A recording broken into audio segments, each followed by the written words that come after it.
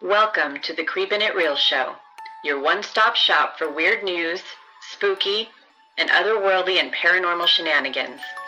We'll take a dive into what's going on in creepy pop culture. You can follow Creepin' It Real Show on Twitter at creepin_it. You can email us at creepinitrealshow@gmail.com.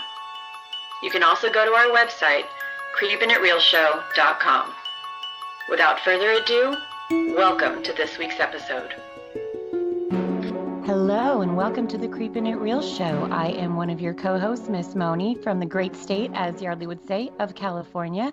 And speaking of Mr. Yardley, how you doing this morning? Hey, I'm doing great. I was on the schneid a little bit last week, but I'm back on my feet. I had a little bit of a toothache, and I got that taken care of at the end of the week, so I'm definitely a lot better off. That's good. Tooth shit is the worst. Yeah. You know what? It turns out I had a little sensitivity, and then I decided to get an extraction. And while she was doing the extraction, apparently there was a crack that went all the way, down the tooth. And, when you go to the dental office, they always say that they can save. We can save it, or maybe we can put something on top of it and maybe it'll heal itself. So we right can revive before, him.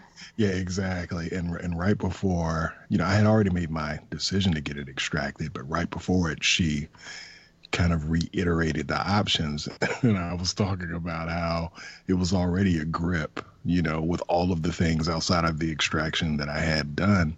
And it turns out if I would have tried to save the tooth, once she was pulling it and saw the crack, she realized it would have had to been extracted anyway. So I would have ended up paying for some extra shit, and it all would have came back to I should have just got it extracted. So luckily I made the right decision, because the wrong decision would have probably been a couple extra grand. Oh my gosh. That is really lucky and really good. That kind of stuff is just insane. Glad that episode is over. Me too. And sorry to bring everybody down on the tooth problem. Hey, it's life. Or bring everybody out because you pulled the tooth out. Okay, I'm done. Dumb puns. Hashtag dad jokes. Miss Christy, you're uncharacteristically quiet. What's up with you? A little hungover. Oh, no. I have kind of a funny story actually about what happened last night. A friend of mine, I have two friends named Jamie. One lives here and then one lives in Mississippi. The one that lives here for the past, month has been asking me to go to this free concert and where she lives in a suburb over. And it's Everclear, and I'm a 90s child. I'm down with some Everclear. Okay, cool, we'll go. And I drag my kids, my daughter's boyfriend, Rick. We pack up. We go to her pool for an hour.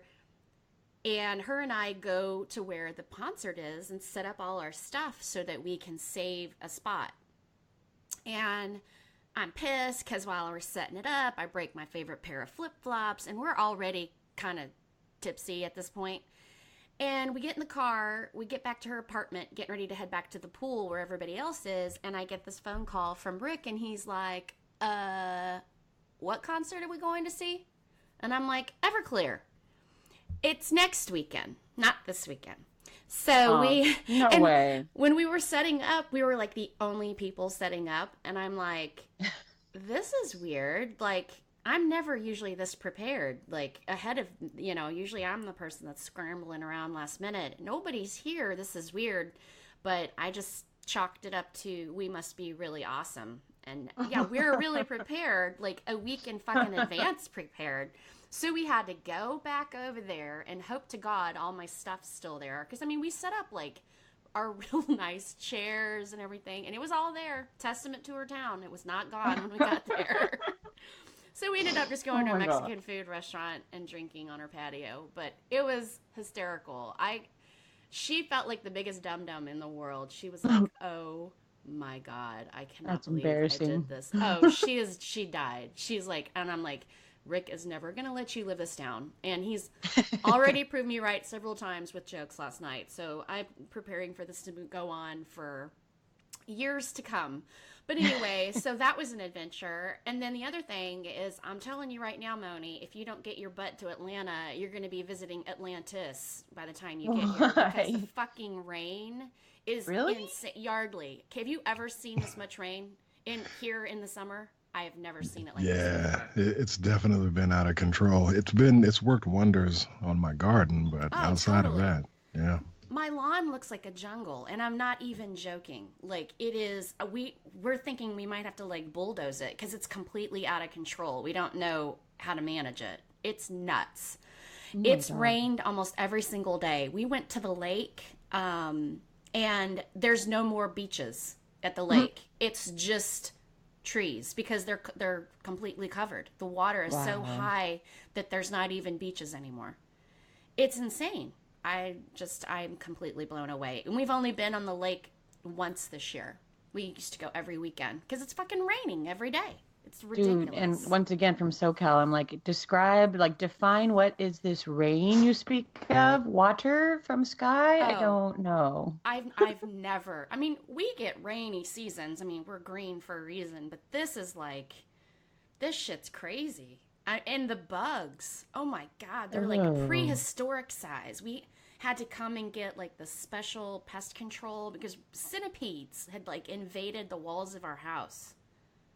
It's nuts. Oh, those are gross. Oh, there was like, I saw one on my towel twice while I was getting ready for work. And I was like, that's it.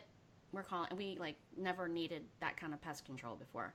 They came and they sprayed, and you could see them literally falling out of the walls outside. Oh, yeah, nightmare fuel. Nasty. No, thank you. Yeah, I was like, oh hell no.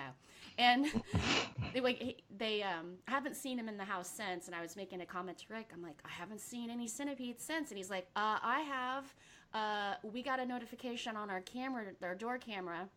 And I click on it, and it's a centipede crawling across the camera.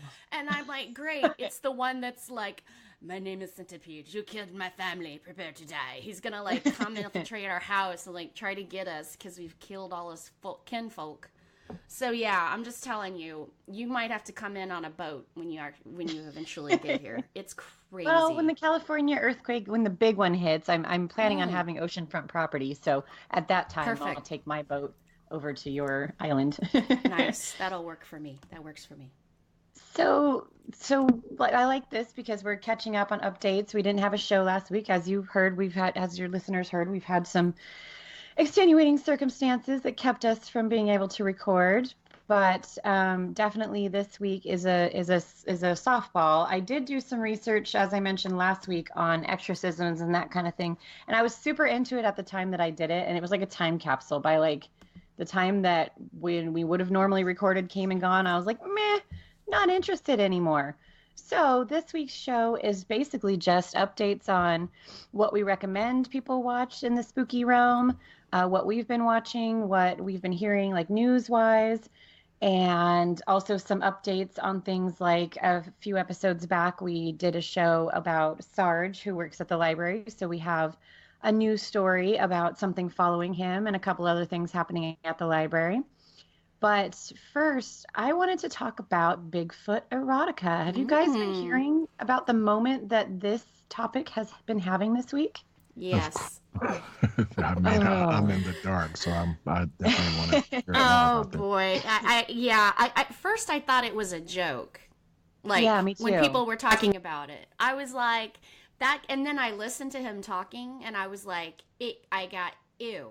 I just icky. Like, I felt like I needed a shower after actually hearing him talk about this. And I'm like, he's definitely into Bigfoot erotica porn, like, for sure. It was gross. I needed a shower. Well, I was Googling it for this show, and, you know, if you want to think of people that have the top 10 weirdest, you know, Google searches, look at a horror podcaster, because I'm like, Bigfoot porn, and getting news stories like, what is Bigfoot's dick really like? And I'm like, I don't know, big, a foot long? I'm not really sure, but never ever really thought about it. And it feels like... I'm proud to agree with you. I hadn't either, and... And he's kind of an animal, right? If he exists even. And then he probably maybe doesn't... Is he Yeah. cryptoid? Are they called cryptoids? Is that? I don't know. Anyway. I'm just saying, if you don't want to have sex with an ape, like, why would you want to have sex with Bigfoot? It sort of is, to me, very strange. I mean, everybody has their thing, I guess, but it's like, here's something that's an animal and might not even exist, and you're already like pushing all of your Now I want to disgusting do it with fantasies on it. But so from Rolling Stone, Bigfoot erotica is absolutely a thing, and few have expected to see Bigfoot pornography at the center of a contentious race for U.S. House of Representatives. Over the weekend, Leslie Cockburn, which seriously, like, to lend itself to this story, Leslie Cockburn, spelled exactly as you would think, a Democratic candidate for Virginia's 5th congressional district, accused her Republican opponent, Denver Riggleman, seriously, of being caught on camera campaigning with a white supremacist. A reference to his recent appearance with Isaac Smith, blah, blah, blah, blah, blah, blah, blah. Openly associated with race has been pretty standard. Okay, no political commentary on this show, which perhaps explains why Cockburn added, now he's been exposed as a devotee of Bigfoot erotica. And accompanying the tweet was a screenshot of a post from Riggleman's Instagram page showing a drawing of Bigfoot with its genitals obscured by a censor bar. Have you guys seen that photo? Yes, it's gross. Yeah, and I thought, so my dad was a cop and he had cop buddies, and they didn't use Twitter, thank God, because I think a lot of this stuff would have happened to them too. But they like talked about or like sent each other weird shit that they thought was funny, that's like had its place in time, wasn't racist or anything bad like that. But I just mean, like, you know, they were game wardens, and so if they thought they saw something like a weird animal, I'm sure they would have been sending each other weird memes or weird stuff. So at first I was like, oh, they're clearly just joking about, like, I don't know, some joke that they had between them that they shouldn't have tweeted, but that was about Bigfoot and the size of something that's called Bigfoot's dick, because I feel like your name is Bigfoot, it's going to be big. Right, Everything's going to be big. But yeah, no. He wrote a book about it. Yeah, he wrote a book about it. That's what I first saw. Then I started looking into it, and it's like, there's the book, and like I said, when you Google it, there's actually other books written by like women. It's like 50 Shades of Bigfoot. That would be a really good title, by the way. Trademark, bitches.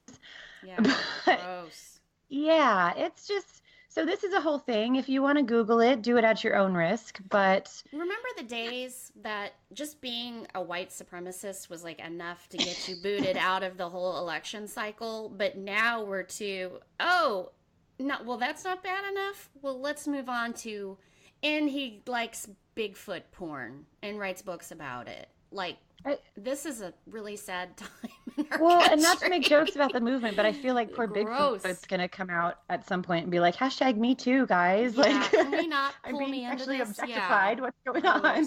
Oh. Yardley, you into some Bigfoot erotica? There could be some girl Bigfoots in there. Yeah, that's a little bit too much. You know what? I've never really been too much into anything Bigfoot related, but I think once stuff like this enters into the realm of politics, I think, as Moni was kind of alluding to, it's gone a little bit too far. Yeah, the mudslinging. I mean, I feel like Bigfoot porn doesn't hurt anybody the way that, I don't know, racism hurts everybody. Yeah. But, you know, of all the things to throw shade out, I feel like being the racist should be the problem. But again, that's getting into politics here. But yeah, the Bigfoot porn actually doesn't bother me. Like I said, to each their own. But it is something new and weird that I have never before even conceived of. And I have a pretty wild imagination. So yeah, good times. Yardley, I've been watching a couple episodes too, but it sounds like you were into it. Have you been watching Dark Tourist on Netflix? Yeah, that's something I've been checking out over the last week. I ran across it. I guess I'm going to have to assume that it's something that was fairly recent that was put on Netflix. So I'm assuming it was last week. Yeah. But yeah, I checked out, I think, about the first 3 and maybe some of the 4th episode. I thought it was a very cool TV series. So to the listeners who might not know, it's essentially an 8-part series where David Farrier travels to the most mad, macabre, and morbid places in the world. And the episode that I thought was the best one was the one where he was with Pablo Escobar's former hitman. That was cool. Yeah. And That was creepy. Oh, yeah. Christy, you've been watching too. Okay. I watched them. Yeah, they're good. And it was pretty dope. And it was just the fact that I, like David, when you're walking around with that guy, seems like a cool dude, very humorous guy, somebody who could definitely control a room. And David was getting very uncomfortable with how comfortable he was around a guy who had, murdered hundreds of people, including his girlfriend. So it was kind of funny to watch him kind of come to grips every time he laughed at a joke or every time he got really comfortable. He had to remind himself that this guy is just really, kill you. He can be a heartless guy. And I think, and before we move on, I only saw probably 3. I'm almost definite, like 3. But in this particular episode, I think my favorite part was when he pulled out his gun, and for some reason, David just looked like he was about to faint. So yeah, I thought he did.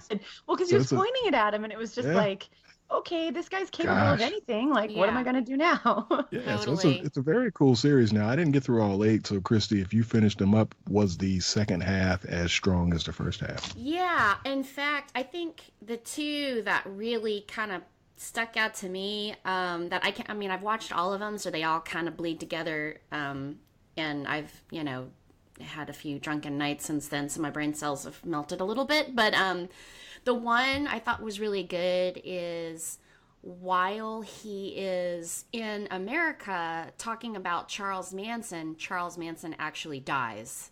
That, like, literally while he is doing a show. Yeah, that was kind of interesting. And he gets to talk to the guy who Charles Manson left his body to. And the guy only agrees to talk to him if he doesn't say that Charles Manson's dead. Like, he had to talk to the guy like Charles Manson was still alive and could not say that he was dead or refer that he was dead. It was bizarre. And then the other one that really stood out to me was the one in South Africa with the family that, has anybody watched that one? That think that it's a white family and they live in their home and they do emergency drills and live like basically doomsday could happen any minute because they think the black people of South Africa are going to kill all the white people. And they literally have there's like groups of them. Gosh. And they literally have emergency drill, and they're really just not intelligent people. I mean, obviously, but no, really aren't very intelligent. And they even said they were going to kill their dog rather than leave it because they can't take her. And it's a little weenie dog. I'm like, what? That's disgusting. And yeah. It was the most, people live that way. Like, I was so disturbed, honestly, and amazed at how just stupid they were. Wow.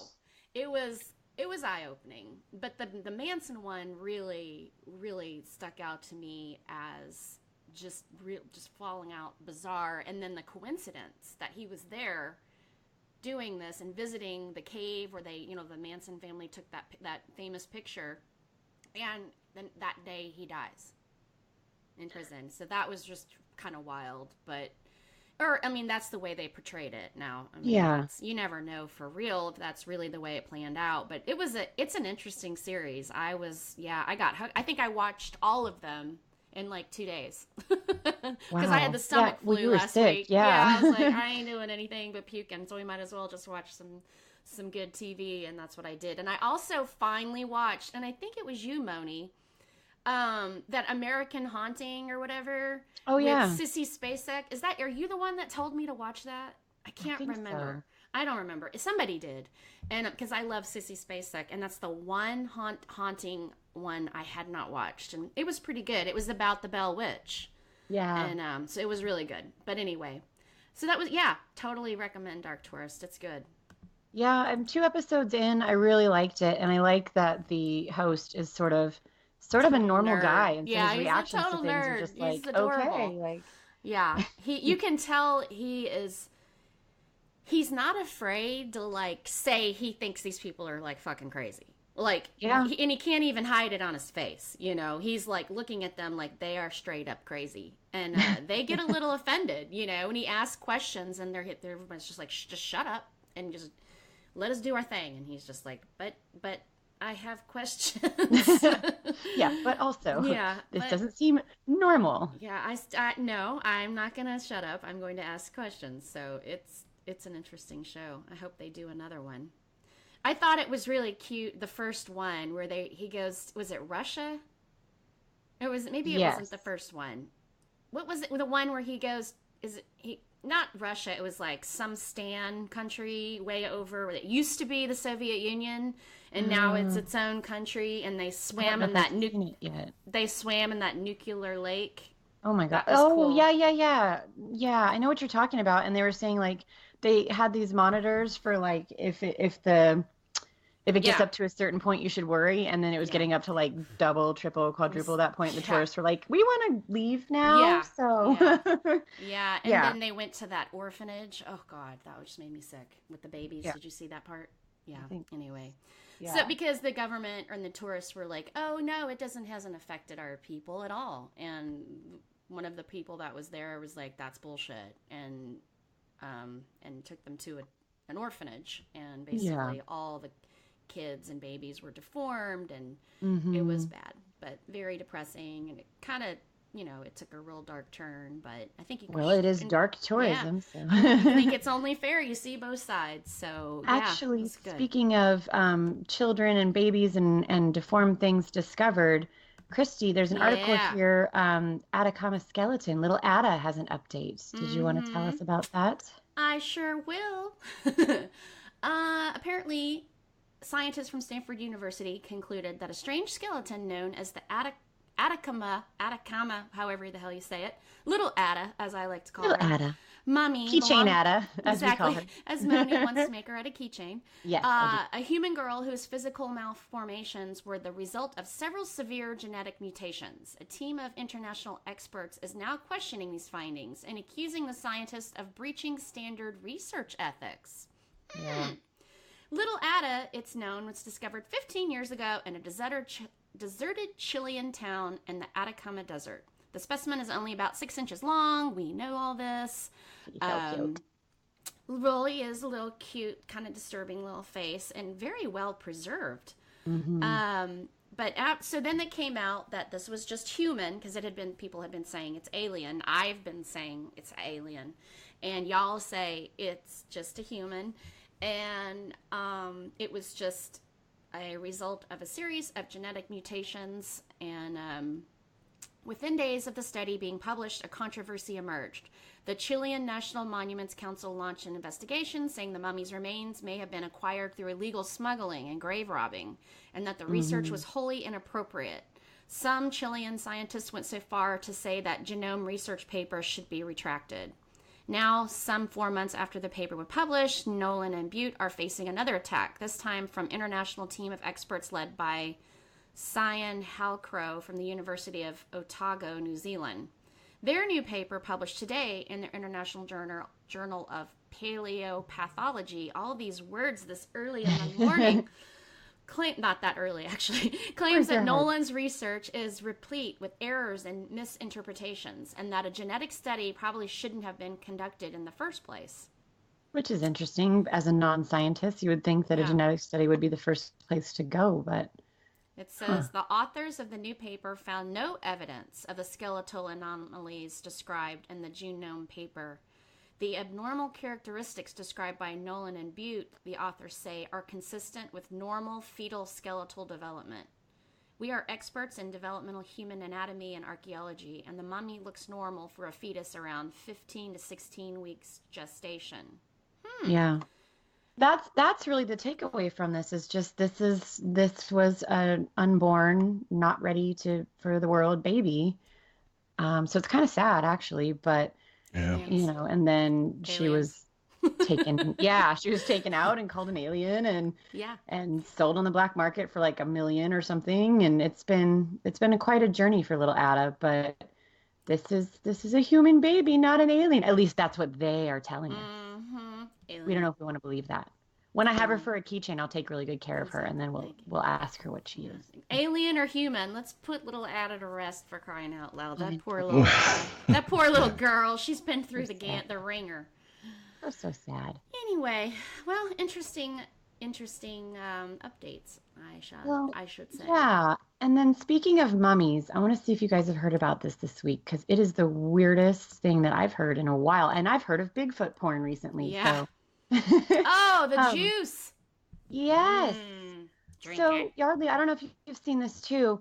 They opened an Egyptian sarcophagus, and everybody was quite sure that, like, the end of the world or some plague or something was going to come out of it. And then they were disappointed to find that it was only, a few mummified humans and some red juice that is sewage that leaked down from between the rocks and got into the sarcophagus. And now, okay, I shouldn't judge, so I'm not going to put a verb or an adjective in front of what I'm going to say, but people are signing a petition because they want to drink the juice, the liquid from the sarcophagus, which again is sewage and goo from these dead bodies. So if it wasn't bad enough that the world didn't come to an end when they opened it, then we might as well drink sewage in order to, I'm not really sure what we're trying to do by drinking it. Reasons for drinking a mummy milkshake. Let's see. Thank you so much for all your deep and personal reasons for wanting to drink the cursed mummy milkshake. I swear I will keep fighting to allow you to. Like, this is a petition that so far 17,000 people have signed on change.org to drink mummy juice. So, Yardley, are you in line? Are you signing this petition? Do you want to drink some mummy juice? Well, no, I'm not, but I did read that story previously. I did not hear about this portion of it until you had posted the link in it. But even if the petition got 1 million people, what if the people there say you can't do it, you can't do it? Like, how does signing a petition force those people to agree to let you do it? And then on top of that, is kind of what you were reading earlier about. It's just essentially sewage. So I don't really understand the point. But yeah, it's very interesting. Just like we were talking about with the Atacama skeleton, at some point just have to lay these things to rest. And I just believe that they should. Well, I think that they're trying to figure out why so many were in that the coffin, right? They were trying to figure out why there was so much stuff in that one. Now, just talking out of my butt, though, because I'm not going to look anything up because I'm that person, but wasn't it fairly normal? Do you guys remember this from like grade school learning about ancient Egypt, where it would be like the person in power, king, queen, pharaoh, whatever, was put in, but then also like the servants as well. Yeah, servants. So, servants. I mean, that would make some sense. Okay, but so you've heard that too. Well, I think something else that I had read about this particular case is I think that they were saying that some of the bones had, it looked like arrows or piercing wounds or something like that. So I'm thinking that they were potentially thinking that maybe some of these individuals might have been soldiers or something or another. I mean, of course, in real time, they're all trying to work this out, but I could have sworn that I read that they had some arrow or piercing marks in one of the pelvis sections that they found. Well, that would make sense. You would want like your 2 top guards to die for you or with you, right? Or something like that. Like, I don't know. That's a rap, though. I mean, I'm just, I cleaned your fucking toilet. I don't know. You know what I mean? That was shitty enough, I would have to say, that, now you're going to kill me to be with you. I think that's a little extreme, but yeah, I guess definitely a different time and a different mentality for sure. Well, that's kind of like people who are bodyguards for the president, and if they disagree with the president, and would you really take a bullet for that person? But that's a whole other can of worms at this time in history. So did I mention I'm hungover? So this whole conversation, I'm just like, you sound, yeah. So you wouldn't be drinking the juice? Is that what you're saying? I'm not for you? Not into drinking just whatever that is. What, it's a cocktail of shit and dead body juices. Yeah. Why?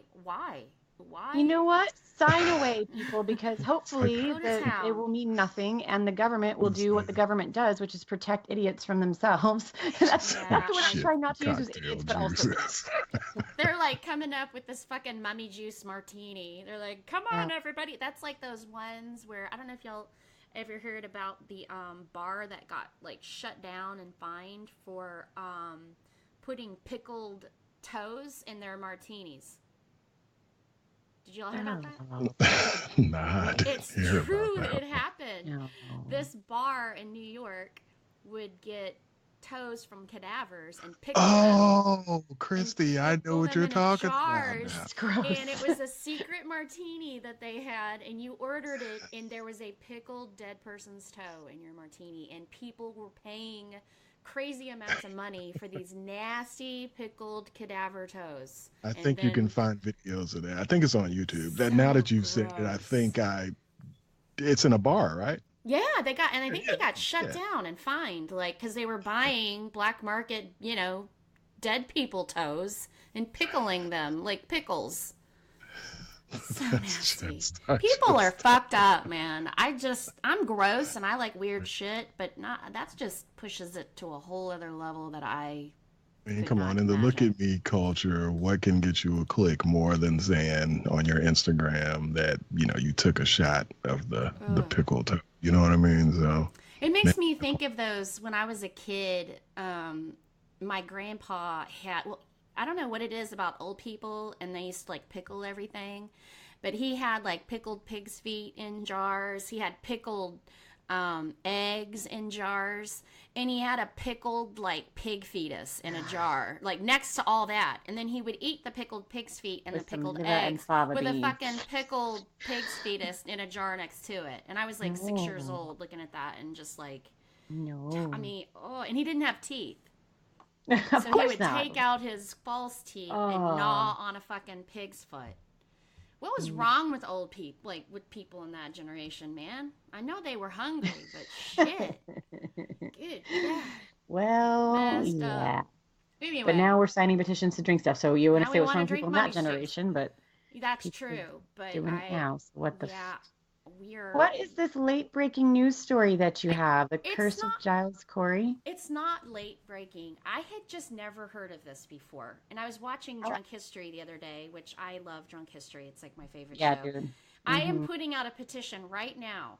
I don't know who our 4,000 a month listeners are out there in the podcast sphere, but y'all need to get behind me and get on Twitter and start tweeting Drunk History and telling them that I need to be on Drunk History, because that is like the mothership calling me home. Even my son's like, you need to be on this. I'm like, I know, right?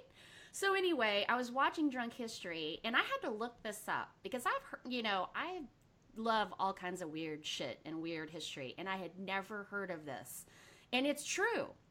And I was going to do a show on it, but it's just not, there's no way to do a whole show on it. So I thought maybe we could talk about it here since we're kind of doing a little buffet of information and stories.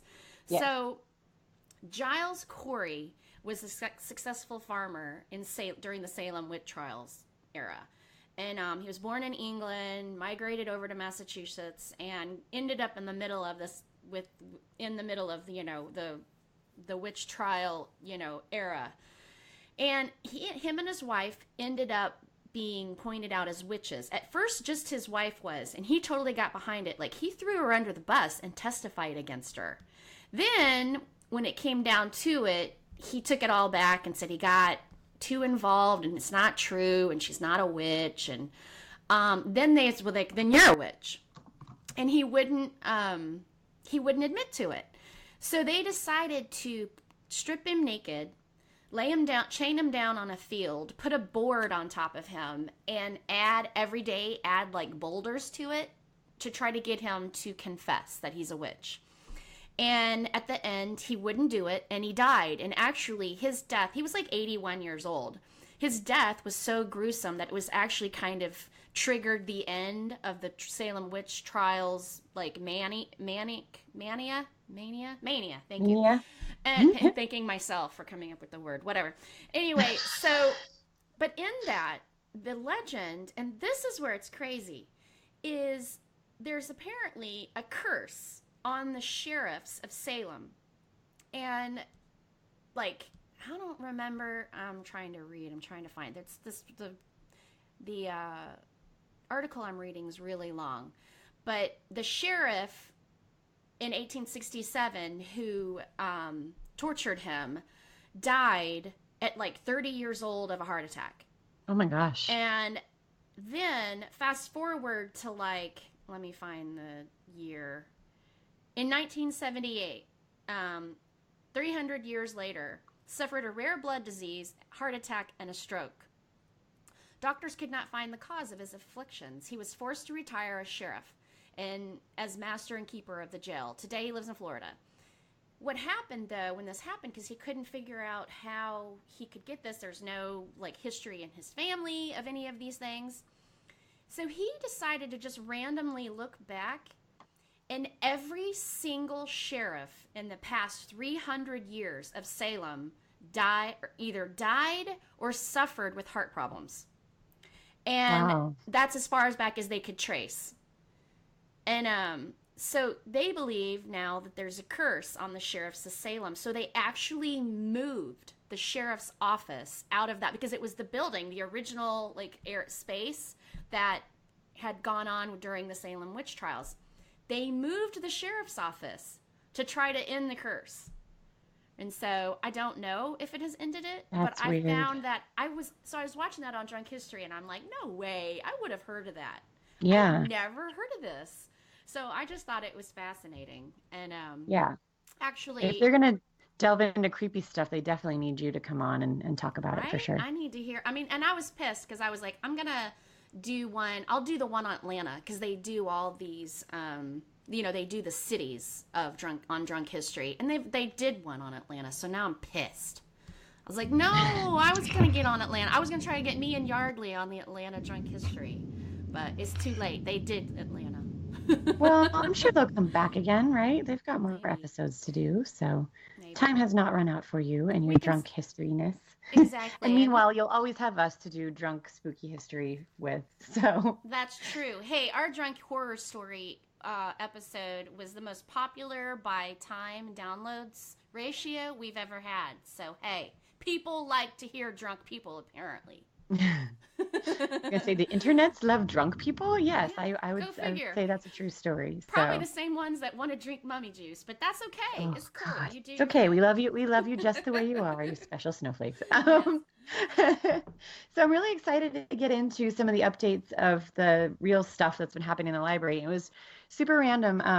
I had a couple people on staff just like come running over and like, we have something happened in the library. We saw a person following Sarge around, and I'm struggling not to use his real name because I'm dumb, but because we don't call him that at work. But I have tried to remove all the names in the story, so hopefully, but luckily everybody's name is pretty common. So even if we say it, I guess nobody's going to die.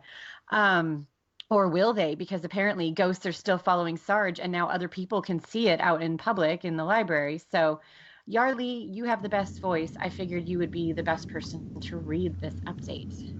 Okay. Well, we just want to let everyone know that, reiterate that all the names were removed to protect privacy. So, after we had cleared the library of patrons, this happened on Tuesday, July the 24th at around 7:09 p.m.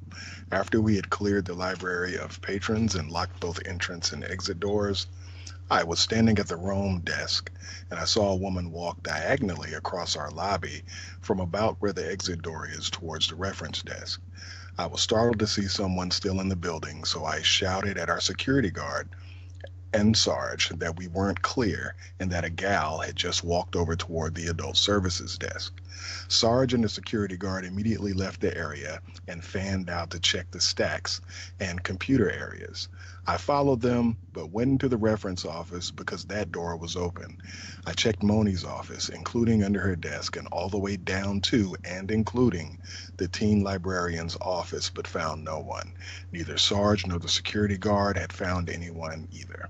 I called up the Children's to see if one of the volunteers had just come down, but everyone had left about 6 p.m. We chalked it up to either a sighting of one of our ghosts or maybe the reporting staff member was hallucinating, and we exited the library. On Wednesday morning, July 25th, Elle asked if we'd check the security camera film to see if we could spot the patron that I had seen. She pulled up the appropriate time frame and we watched as Sarge, the security guard, and I streamed out from behind the customer service desk to find the patron. But there was no patron on the film. We looked on the film, and at the time frame of about 5 minutes before, I called out to them about seeing her, but never saw that gal in our camera. Only the three of us staff tried to find her.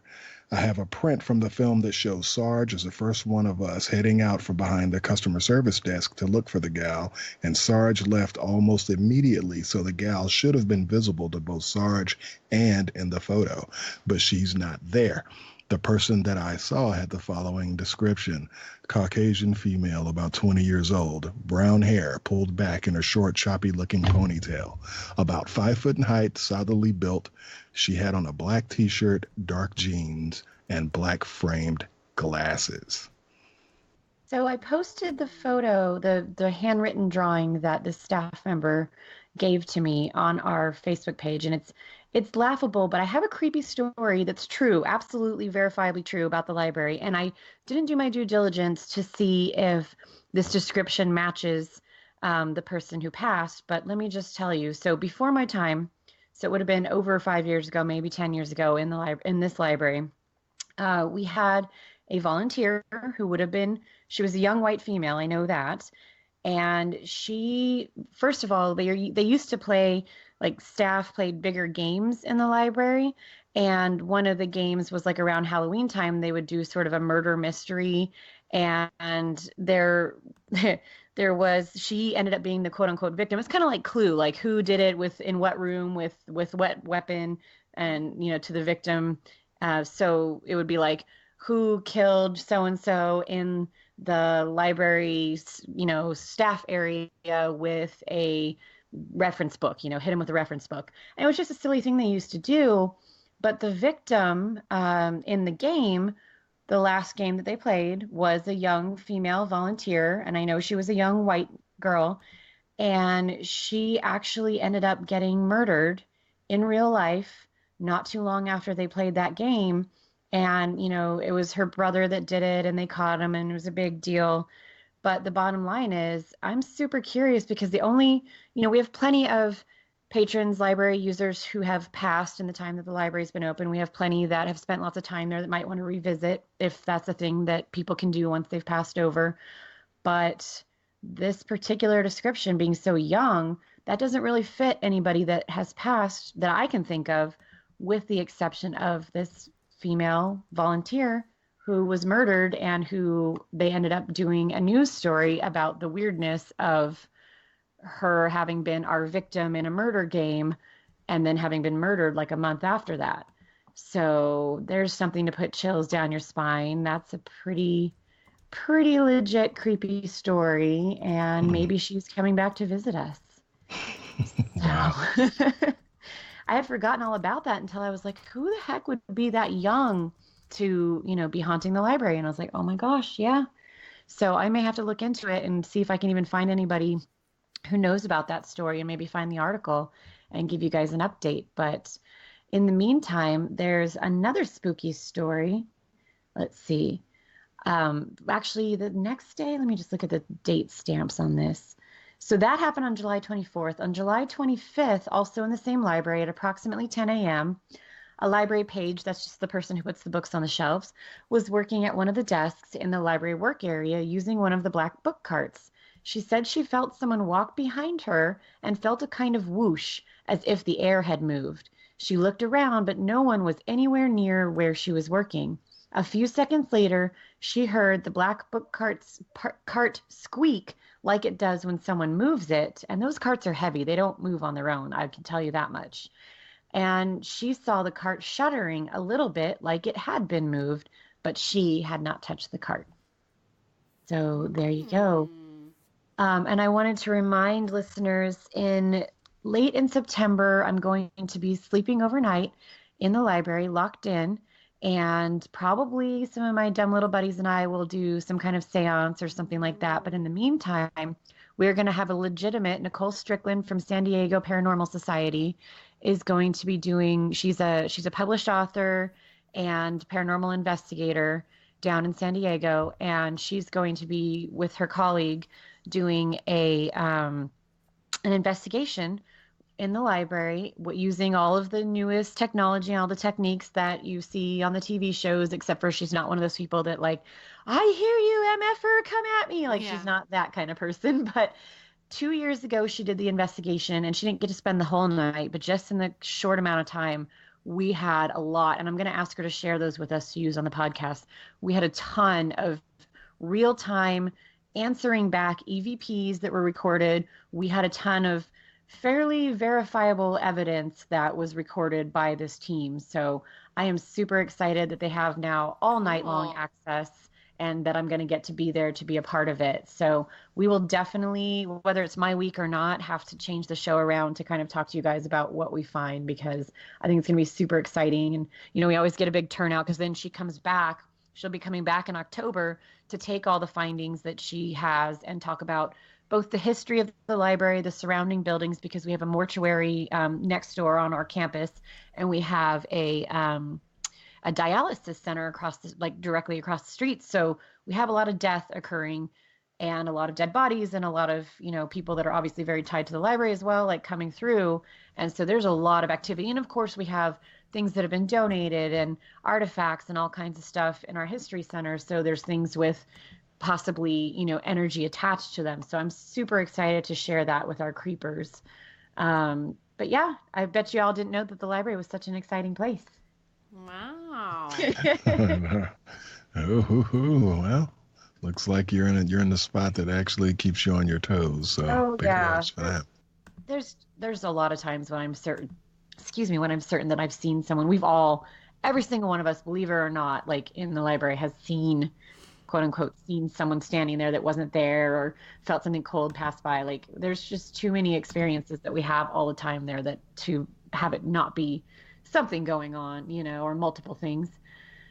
So in the meantime, in the spirit of our talking about what's coming up, actually, Christy, did you ever used to watch the old Creep Show? Yes, and I was just actually reading this article. Please let this be true. I fucking love Creep Show. It's Greg Nicotero from The Walking Dead now. He's worked on the original Creep Show, so he's behind all of. He directed the first episode that's going to be coming out in 2019, but also he's behind all of the I think the writing or the producing for the show, and it's going to be a different story each time, which I love because I get bored, you know me, shiny objects. So I want to bring a new story every week. So yeah, tell us, like, Yarly, did you used to watch Creep Show? Yeah, I watched it, and I own it on, DVD and Blu-ray. I always loved Thanks for the Ride, lady. Yeah. I love that show, that episode, or that whatever, there was a movie, given with several stories inside, which I really like those. Apparently, in addition to serving as executive producer, Nicotero will direct the small screen anthology's premiere episode and supervise the series' creative elements. The original 1982 film, directed by George A. Romero, featured stories written by Stephen King, which he was the one that did the meteor. He was actually in that one, the one with the meteor, and which was crazy. And boasted an ensemble that included Ted Danson, Adrienne Barbeau, Hal Holbrook, and Leslie Nielsen. It later spawned 2 sequels and a spin-off comic. Nice. It's set to premiere in 2019. Oh, I hope it's going to be as good as the original. So according to what you were just reading off the information, I'm happy that Greg Nicotero, they're saying that he's directing one and then he has a supervising role for the rest. And that makes me happy. I would not want him directing all of them. I mean, he's okay. Like, he directed some episodes of The Walking Dead that were okay, but I don't know if I would trust him to be the only voice in writing for this, because if you're going to bring in different directors and different people, I think everyone has to have its own unique feel. which is kind of what the other Creep Show was. But I could definitely get behind him because, his thing is, the special effects. And, he does a lot of, that for the walkers in The Walking Dead. So I figure at least on that front, it's in probably good hands because I don't know how much money they're going to spend on it. But AMC has had a reputation for being kind of tight on the purse strings. That was one of the reasons why Frank Darabont left. So hopefully he has a little bit more money and a little bit more of an opportunity to do something that's kind of unique, because Creepshow is in my wheelhouse from when I was growing up. So I'm kind of excited, but I've got low expectations though. I'm excited, but I'm tentatively excited. Yeah. Once we get a little bit more information about other people that are dealing with it, I think my excitement level will probably increase. I hope it increases, because this is kind of I don't know. This is just something that a lot of people remember, and I think there are a lot of people who would be disappointed. Even though the original Creepshow, well, the movie, I mean, it was standard cheese. It wasn't like it was some super duper awesome thing, but that was part of the appeal. So I hope they don't lose that. It was, I mean, those movies and Cat's Eye were like me growing up.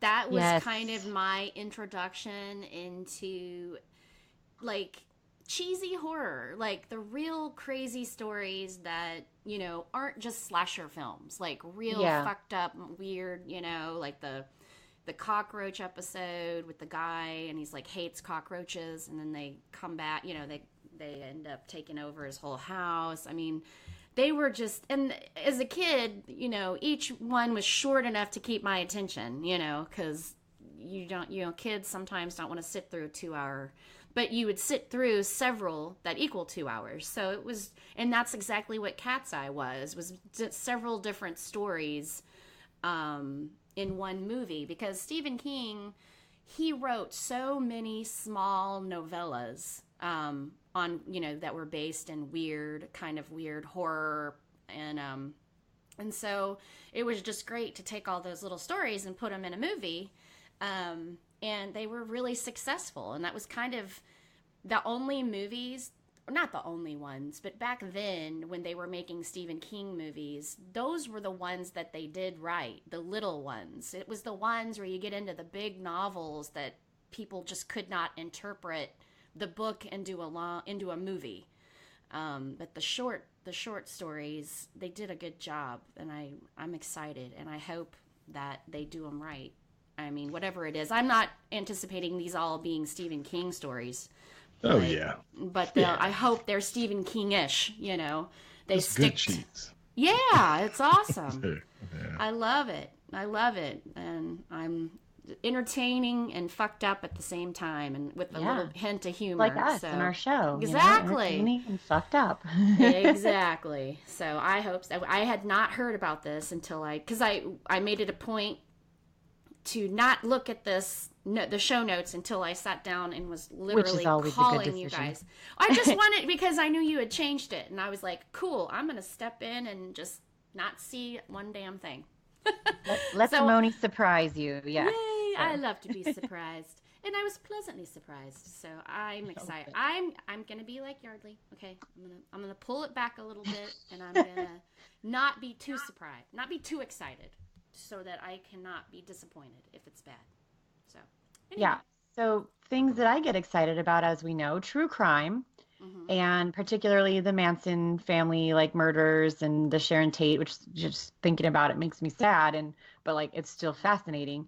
And there's going to be, and I didn't find the info, I saw it on Instagram, and then I didn't pull together an article in time for this, but there's going to be several Sharon Tate films coming up in 2019.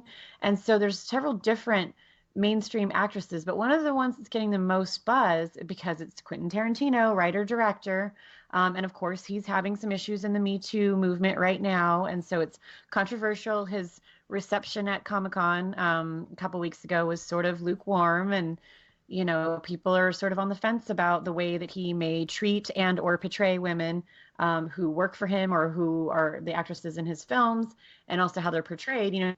Strong female characters, but also things behind the scenes about maybe his foot fetish and maybe letting actresses get hurt or take their clothes off when they're not comfortable or things like that. So this is all just, the rumors that are out there. But in the meantime, it's a contentious time for him to do something that involves a female who obviously, was pregnant, was murdered, all these things. And so it's a real thing to step around. But the project is called Once Upon a Time in Hollywood.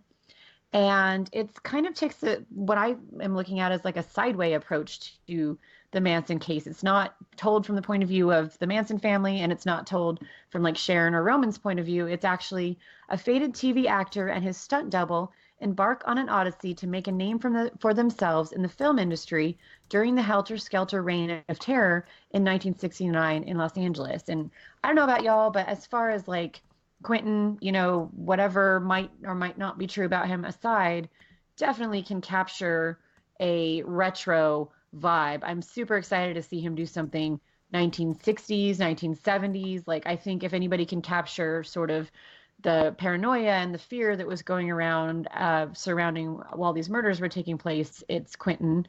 And it stars Leonardo DiCaprio and Brad Pitt. And then it actually has Al Pacino's in it, Kurt Russell's in it, James Marsden's in it, like Luke Perry's in it, of all people. Like, I think they're all part of the Manson family. Mm-hmm. Dakota Fanning is one of the Manson family girls, which, she's about the right age for that.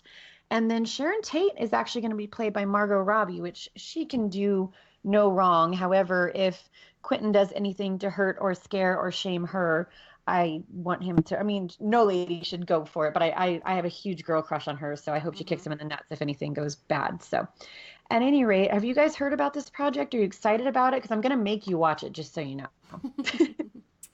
I mean, I'll check it out. Yeah. I mean, I really struggle because I fucking love Tarantino. I love his movies. Yes. And it's just really hard. It's a struggle because I've heard he's not right, a little off. Yes. And but I also know that Uma Thurman works with him a lot. And I really do feel like if he was as bad as he's being portrayed, I'm not saying he's no innocent. I just have a hard time believing that she would continue to carry on and be in his movies because she's a pretty strong individual, and I can't imagine her being continuously signing on to work with him. Did you see the car accident thing though? No. Okay. Oh, where I heard about that one, and she's pissed, right? Because he made her do that car accident. I think that she was contractually obligated at a certain point to finish the those Kill Bill films, which thank God bless that she did because they were amazing. Yeah. But that car accident thing, she basically a set of circumstances that may have involved Hollywood bullying due to her turning down sexual advances of people involved with the film or in Hollywood that allowed her to become in a situation where she was hurt in a car crash scene on set. Mm-hmm. And so that's something like, it's not necessarily Quentin like being sexual, right. Doing anything inappropriate that way, but allowing a on-set bullying, from Hollywood influences that, she feels allowed her to be put in a situation where she did become injured badly and scared. Right. So yeah, I don't know if it's him directly, but honestly, this is just my humble opinion. A lot of those guys, when I say those guys, the men in power in Hollywood who've been in it at the game in a long time, at least knew that this culture existed. And I think at best, unfortunately, as talented as he is, and I've been in the same room with Quentin Tarantino, he's odd. You get an odd vibe from him. Yeah. You can just look at a picture of him and go, ooh. Yeah, and the foot fetish is a true story that he's copped to. So yeah, I unfortunately believe that he allowed a culture of bullying, and at best is a shitty boss to work for. But that being said, brilliant filmmaker, and I'm super excited about this movie, and I don't want to support him, so it's one of those things. Yeah. So maybe we'll steal the movie like through Cody or something like that. We don't have to pay him, but we're definitely going to be watching it for the podcast. So Yardley, you better get ready to to watch it and hear our debate back and forth about the merits of it. Yeah, I like Tarantino, so I'll probably watch it anyway. Yeah. And so speaking of, as we have Yardley on the horn, We're about to the end of this week's episode, but can you tell us what we're going to look at next week? Yeah, this is a movie that I wanted to review previously, but I had a lot of fun on Indie Radio's Cinema du Fromage. It's a podcast that Kente does. It's essentially an ode to cheesy cinema. And one of the movies that we had talked about on the podcast was Return of the Living Dead, which I had mentioned, in our, I guess probably our first couple of podcasts. It was my favorite horror movie of all times. And, the movie came out in 1985. I wasn't even a teenager yet when that movie came out, but a lot of things about that movie really did resonate with me. And the other thing about the movie is, to this day, I still think that the zombie that was on that movie is the best zombie that I ever saw. And it was mainly because of the physical acting of the actor. So it's definitely my favorite. It's close to my heart. And I thought it would be fun, especially after, messing around with Kente and others on that show. I was like, let me go ahead and whip this out, and we'll give that a talk, but not only talk about this movie, but also there were a lot of other gems that came out in 1985. I think it was, Fright Night, Nightmare on Elm Street, Cat's Eye, which Christy mentioned earlier, Day of the Dead, Teen Wolf. Now, Teen Wolf wasn't scary at all, but Teen Wolf also came out. It was kind of following that thread of, monsters and things like that. So I thought it would be fun to talk about Return of the Living Dead. Maybe it'll bring back memories. And, I don't think that you can go wrong with this one. Now, granted, both of you could maybe hate the movie. It's never going to change my opinion. This is like horror gold. I just figured, what, let's do a throwback. It'll be fun. And next week should be a blast. I'm excited. This is a classic. I'm pumped. Well, I know I love y'all, but I was 2 years old when this came out. So oh, great. As far as I was 9 and or 8.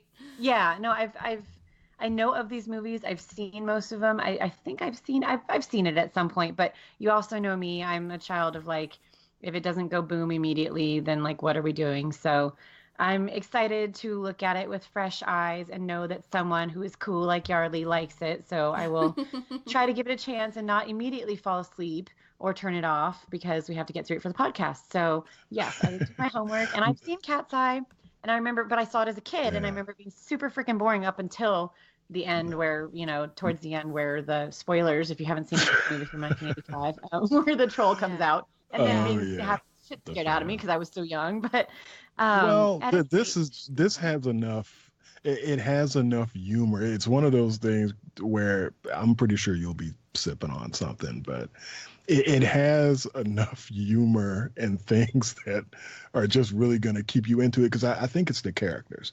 Like, a lot of times you have horror movies, and if the main characters don't necessarily resonate with you, the rest of the movie can bomb. Well, in this, two of the main characters are just so hilarious in the plight that they're under after they accidentally open up this, well, we'll talk about it more next week, but their plight and the humor that they exhibit going through the things that they're going through is one of the things that definitely pulls you in. And then, Moni, I know that there are going to be faces that you're going to see in this movie of actors that you know now, but seeing them when they were in their teens or like in their, like early 20s or whatever, it's going to make you trip out. So hopefully you'll be able to get through it, but I pretty much guarantee that you will. Okay. I'm taking it to the bank with that guarantee. So, Christy, let's get your shout out and then your social media follows. Okay, yeah. So everybody knows that I have a long commute to work. And on Thursdays, it's like the longest because it's the worst traffic day of the week. And I've been listening to Last Podcast on the Left for a while, and I'm still trying to get through it. They've been doing this. They've been doing their show for years, and they are seriously, in my opinion, the most talented podcasters out there. I just find them extremely hysterical, but I've been kind of skipping around on their shows, just scrolling through and just whatever catches my attention. at that moment, that's what I end up playing. And last Thursday, I listened to their Jersey Devil episode, and it's I think from last year or from early this year, and I have never laughed as hard as I'm pretty sure the people that were driving next to me thought that I was crazy because I was doubled over, and I actually spit laughing. Like, you know, when you drink something and you laugh and it like spits out. I did that with my own spit. I was laughing so hard. It's freaking hysterical. They did an amazing job, totally just ripping the whole thing. And they even dive into the history of where the Jersey Devil came from, and then you've just got the comedian over there. It was really good. So if you're looking for something to entertain yourself with, please find the Jersey Devil episode on Last Podcast on the Left.